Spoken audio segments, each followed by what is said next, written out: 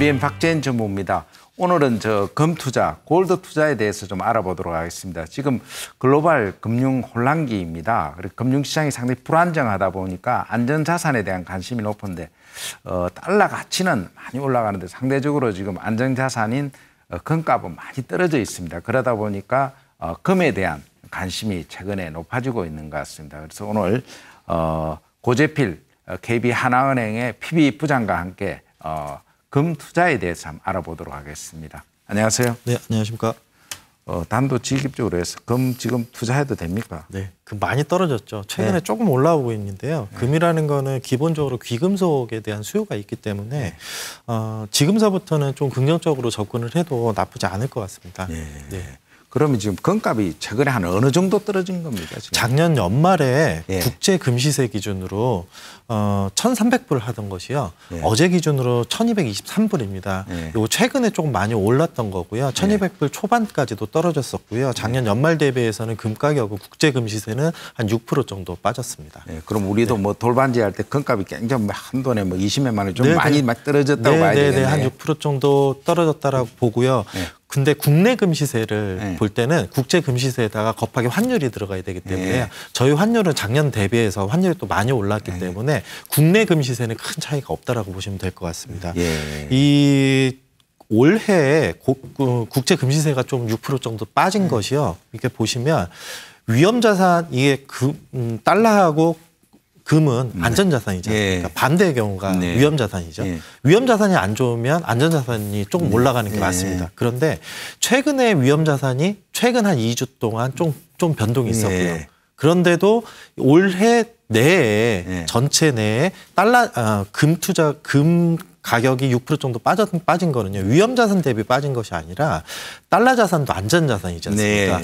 달러가 연말 대비 한 5% 정도 강세였습니다. 그러니까 달러 인덱스가 한 5% 정도 강세였고 그거에 대비되는 같은 안전자산에서 달러 쪽에 수요가 몰리다 보니까 국제 금시세가 좀 떨어졌다. 이렇게 원인을 분석할 수 있을 것 같습니다. 금 시세에 가장 영향을 주는 그런 원인이나 그런 거는 뭐 어떤 것들이 있습니까? 간단히 그냥 말씀드리겠습니다. 위험자산이 그러니까 흔히 위험자산이라고 하면 우리 주식시장이지 않습니까? 우리나라 주식시장뿐만이 아니고 전 세계 글로벌 주식시장이 안 좋으면 안전자산 가격이 올라가죠. 안전자산 보통 국제적으로 안전자산이라고 하면 세 가지를 봅니다. 달러, 그다음에 엔화, 금. 위험자산이 안 좋으면 금 가격이 오른다고 보시면 되고요. 안전자산 안에서 좀 전에 말씀드렸던 세 가지 있지 않습니까? 이게 두 가지는 통하고 하나는 실물 자산입니다. 요 통화들이 한쪽이 약하면 한쪽이 강하다. 이렇게 보시면 될 것 같습니다. 근데 최근에 한 일주일 정도의 움직임을 보면 위험자산 가격이 굉장히 안 좋았기 때문에 안전자산인 금 가격이 좀 올랐다. 이렇게 보시면 될 것 같고요. 그런데 이제 이렇게 보시면 될 것 같습니다. 금 가격이 무한정 떨어질 수 있는 것인가? 그거는 아닙니다. 금이라는 것은 전 세계에서 귀금속에 관련된 특히 중국 소유들이 많기 때문에요. 금에 대한 채굴 비용, 기본적인 채굴 비용과 귀금속의 수요가 있기 때문에 금 가격은 마냥 떨어지지는 않습니다. 그래서 그런 점을 조금 고려를 하셔서 투자에 참고를 하셨으면 좋겠습니다. 그러면 투자하려면 어떻게 해야 됩니까? 실물로 투자하시는 방법이 있죠. 우리 그냥 금 사시는 거. 금은 사시는 건데 종로 가서 사실 건지 은행에 가셔서 사실 건지.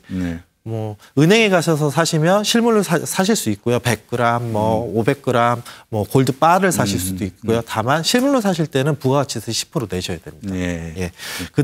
그런데 부가가치세가 싫으시다. 그냥 나는 금에 투자를 하고 싶다. 그러면 주식처럼 금 거래소가 있어요. 거기에 증권사 계좌를 개설을 하셔서 거기에서 금을 사시면 되고요. 사셨다가 그냥 계좌에 가지고 계시다가 나중에 실물 인출하시고 싶으시면 실물 인출하실 때 아까 말씀드렸던 부가세만 내시면 됩니다.